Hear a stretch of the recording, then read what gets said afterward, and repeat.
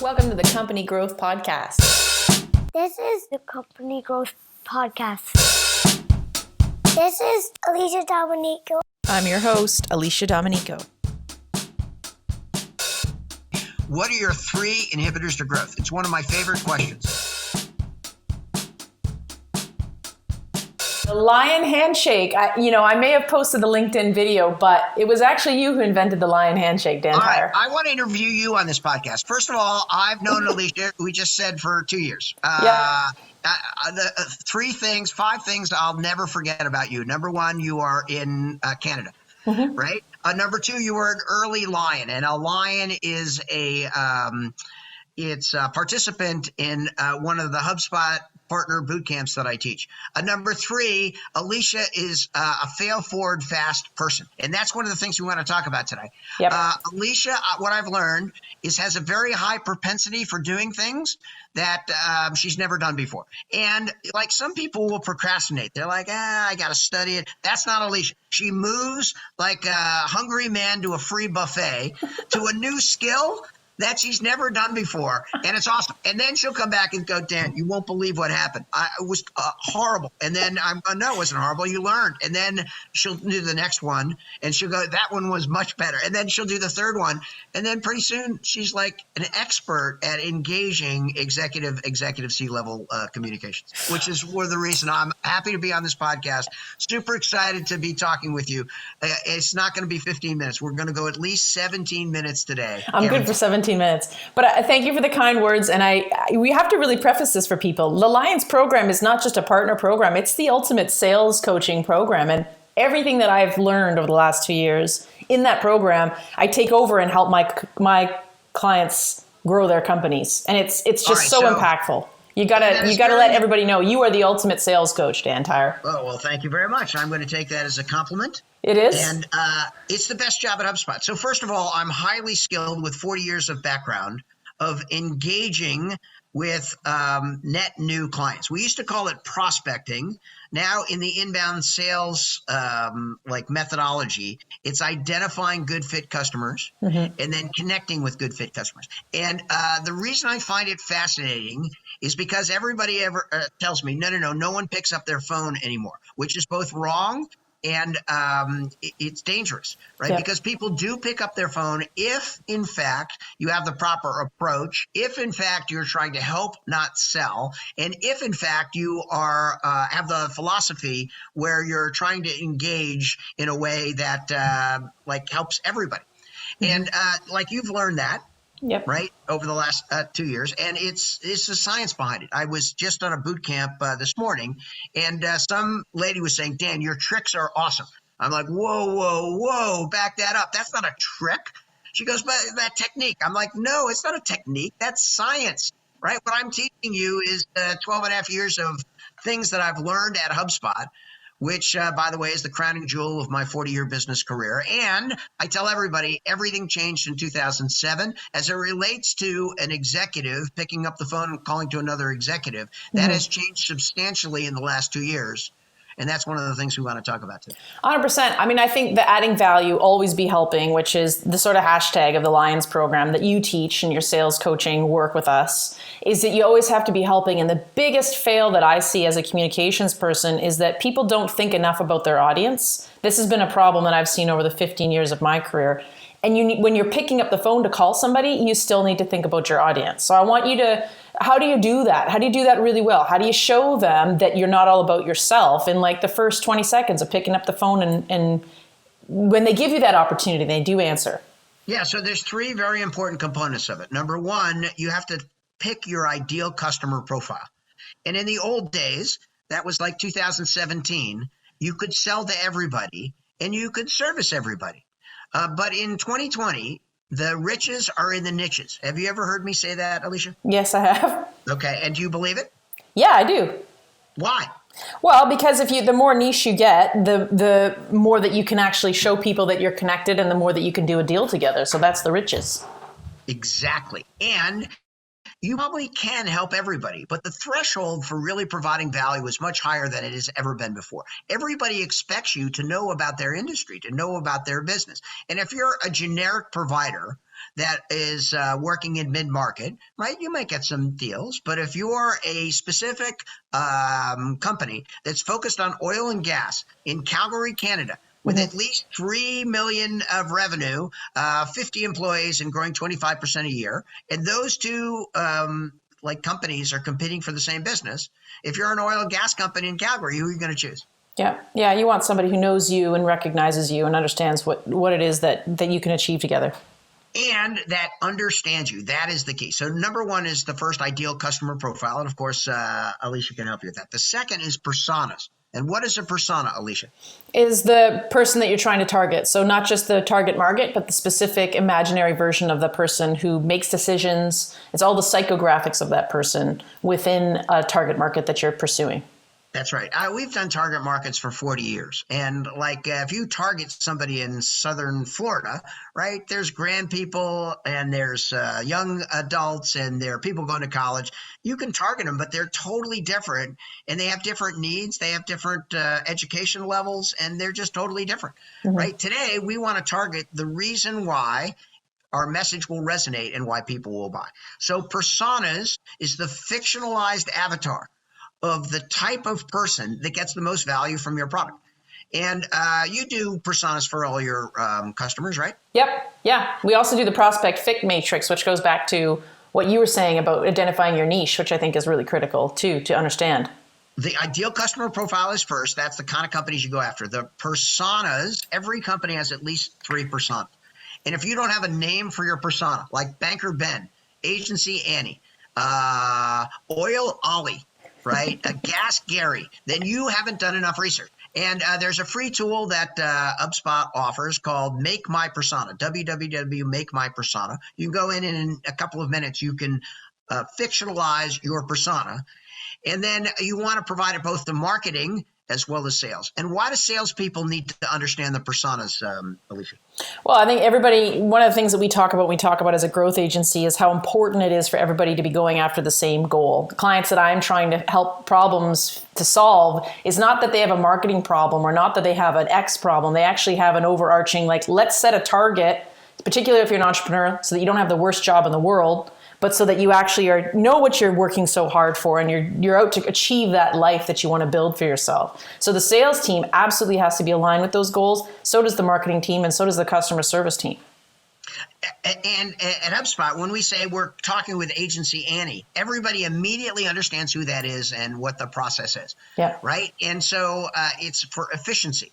And if your sales and marketing is not aligned, number one, call Alicia. Number two, you got big problems. Right? In the old days, it was oil and water. It was cats and dogs. Give me another good analogy. What are I'm looking outside at snow. There's got to be a good analogy out there about snow. How about Montreal Canadiens fans versus Toronto Maple Leafs fans? There you go. Nailed it. They don't get along with each other, right? And they're like oil and water. And today it's different, right? The term Smarketing. Have you ever heard that term, Smarketing? Out of your own lips many times. Okay. All right. And what does Smarketing mean? It means when you blend marketing with sales. Okay. And the companies, I've got all the data and the facts. All the stuff that I say is all science-based. And companies that have aligned sales and marketing should perform better. Because in the old days, marketing did 5% of the work. They created the leads, right? And they sent them to sales. And then sales took the leads. They qualified the customer on the Connect call. By the way, never do that in 2020, right? They put somebody into a product demo. By the way, don't do that in 2020. They went into a closing sequence. By the way, don't do that in 2020. And then they closed the deal. They got all the money. They got all the glory.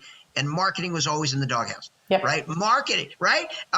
First of all, marketing was expense, not an investment. Yep. Second of all, marketing was the built-in excuse for every sales leader I ever met in the first 30 years of my career. Now, if you want to scale your business, right, you don't hire a sales leader. It's good if you have one, but you hire Alicia or a HubSpot partner who can bring the leads through your website. You figure out your ideal customer profile. You get your personas. She can help you with all that. And then finally, right, before you pick up the phone and call anyone, right, you do at least 5 to 10 minutes of research. You go on their LinkedIn profile and see what they look like, right? You try to determine their personality characteristics, and there's a variety of different technologies that help you do that. Number 3, you find out what they need. Right? If you're prospecting Dan Tyre, you're like talking about world-class speakers who spoke 50 times in 27 countries last year, who want to increase their speaker fees by double in 2020. Does that sound like you, Mr. Tyre? And my jaw will drop. And I'm like, who are you? And my lizard brain will be on fire. What's your lizard brain, Alicia? My lizard brain is, well, it's everyone's lizard brain is just somebody who is... It's your primal brain. It's the brain that's resistant to change. But when you see somebody who comes in and tells you, boom, I can make your dreams come true, that's when your lizard brain goes on fire. That's right. And when I talk about agency owners in Canada, right, Alicia can't control herself. She's like, that's me, right? She's leaning in. She's listening to more. If I call up and tell her all the dopey stuff I'm doing, she doesn't care. Her eyes glaze over. She's filing her fingernails. She's like, okay, next. But as soon as I say, no, Alicia, I work with HubSpot agencies in Canada, the Toronto area that are scaling very quickly and want to get a high value retainer with platform software companies. Does that sound like you? And they're like, boo, Boo! line handshake. I know. So Alicia's very good. And when she calls you, first of all, she's got this super professional voice tone, right? Second of all, she's done her research. Third of all, how many times are you going to professionally pursue somebody if you want to have a conversation with them? You're going to call them at least 3 to 4 times. That's the critical piece about this too, is that people are thinking they can just rely on email. And while email is important, it's always my second baby after phoning. And when I started picking up the phone and calling people, that's when I changed my business. And I hope all the sales reps listening are realizing that even in 2020, especially in 2020, being able to be on the phone is critical. Okay, so once again, you've laid the foundation that's very, very effective for professional outreach. Number 1, you get a ideal customer profile. Number 2, you do personas. Number 3, a salesperson, a sales manager, a sales executive, a CEO has to pick up the phone. If you really want to talk to Dan Tyre, you can't call me once and leave a voicemail. Right? You have to call me 4 times in 12 days. And as I teach my boot camp, people say, no, that's stalking. I'm like, no, if you want to get a hold of me, I travel internationally all the time. Right? Yep. The first time you send me an email, it goes to my voice, or email. It goes into my 800 emails I get every day. I may or may not say it. The second time you send me an email and you say second ping, right? Is ping a Canadian term? Do people in Canada know what ping means? Yes, we're very comfortable with it. All right. So it's a sonar thing from submarines. Like I'm pinging you a second time. And Alicia, one of the things that you're unbelievable at is teaching companies how to use video email in their outreach. And how long have you done video email? I've been doing it for over a year and a half, I want to say. I used to use it at the end of my sales cycle if you didn't have all the key decision makers in the room, and now I'm using it at the beginning of my sales cycle. Why? Why do you, first of all, use video email in your professional outreach? Well, first of all, I think that you know how you said about voice tone. That's critical, right? Like showing them that you're other-centered. And the way that I'm using video is to show them again that they can trust me. I am other-centered. I'm there to help. I'm not there to sell. Part of that first conversation is even just identifying fit together. And it doesn't have to take up more than 15 minutes or 10 minutes, but you've got to have it done. So when I'm showing them by video, when my cold emails or my slightly warm emails, because they're an inbound lead, I'm showing them that I'm focused on them.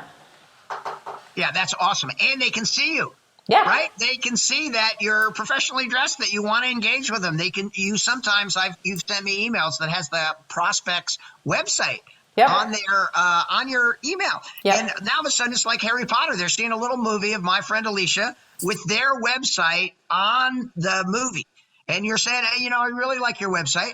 There's some really good things going on. There's a couple of things that we might be able to improve if you're trying to generate more leads for your sales team and would like my help. Let's jump on a call for 15 minutes. And my meetings link is embedded in the video. And you're looking at it. And I know you've given this an example sometimes. You'll get notified that like 45 people have viewed the video. Why do you think it becomes so popular when you send this out to a business owner in 2020? I think they're passing it all around to their team to check it out. I know. And you know what I also get? Sometimes they're saying, why isn't our team doing that? Like when I'm even doing simple things like saying, hey, I'm going to talk to you next. When are you going to make the decision by? I'm going to talk to you on this date and time. I have companies, CEOs saying, man, you're doing all the things that I wish my team would be doing, in their sales outreach. And because it's different in 2020, right? Yep. The whole HubSpot program is technology to help businesses grow better. In 2020, every company is a technology company, and that's good and bad. The good news is that the software is relatively inexpensive. By the way, HubSpot software starts at free. Right. The better news is that you can get a partner, a HubSpot solutions partner like Alicia, who will help you implement it for a competitive advantage. And in the old days when we had enterprise software, it was hundreds of thousands of dollars.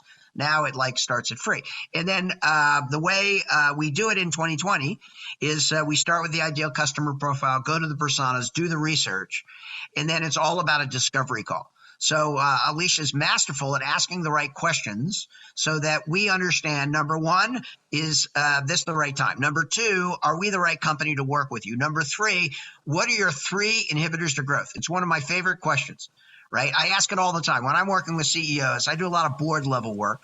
I put on a tie. I'm usually like a T-shirt and jeans kind of guy, but I got the gray hair, and sometimes you're supposed to look like your customer. So I'll go in and I'll put on a tie, and I'll ask a group of 12 board members, all right, well, what are your 3 biggest inhibitors to growth? And invariably, it's something around sales marketing efficiency, and we need more good fit customers so that we can scale our business. And of course, that leads directly to a flywheel. And Alicia, my friend, what's a flywheel?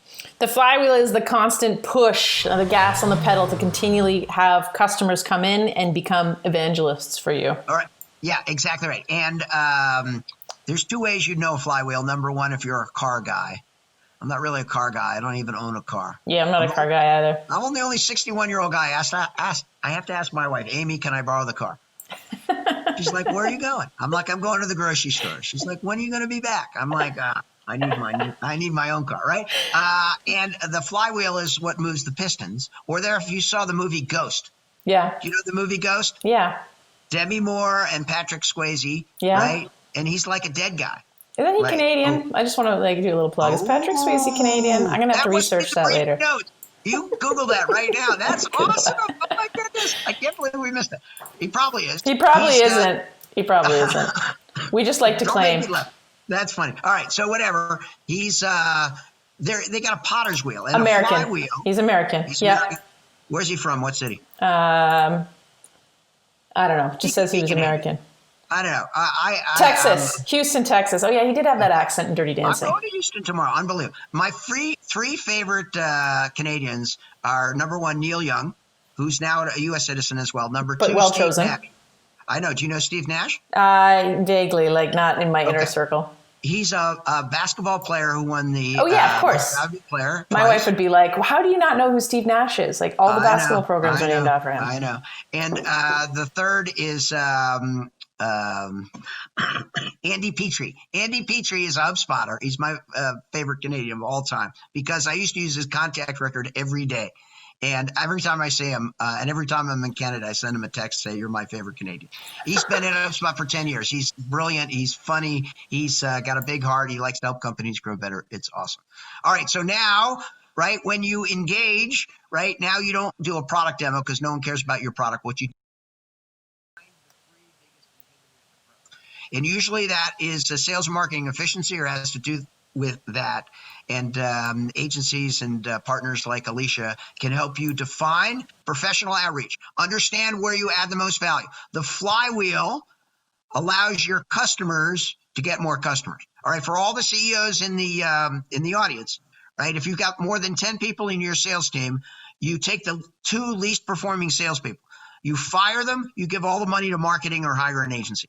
They're never going to make it. You know they're never going to make it. I know they're never going to make it. They're just wasting time, effort, and money. So I got to interject there too, because I feel a little bit like, okay, I don't like it when people say, oh, we're going to make more money, we're going to hire more salespeople, and they don't have the tools in place for that salesperson to actually be successful. So there's 2 ways that can go. You got to set them up for success. Instead of having another failed cold calling campaign, which I see a lot of companies wasting money on, they have none of the tools in place to make that person successful. And then the second piece is you got to have the visibility on your performance of your sales team. I think a lot of companies still don't even know whether those people are performing, and they're like, there's the next great deal is always coming. Boom, boom, boom. That's why I'm on this podcast. Number one, what you just talked about is science.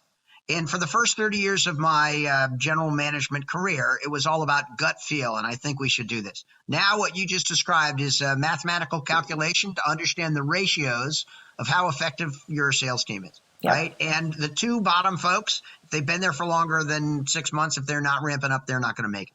Marketers, if you're not practicing the inbound process of measuring everything, like quit. Right? Unless you've got 1 million contacts. Alicia, do you know the statistics, the amount of contacts that atrophy out of your database every year? No, I do not know that statistic. Guess. 30%.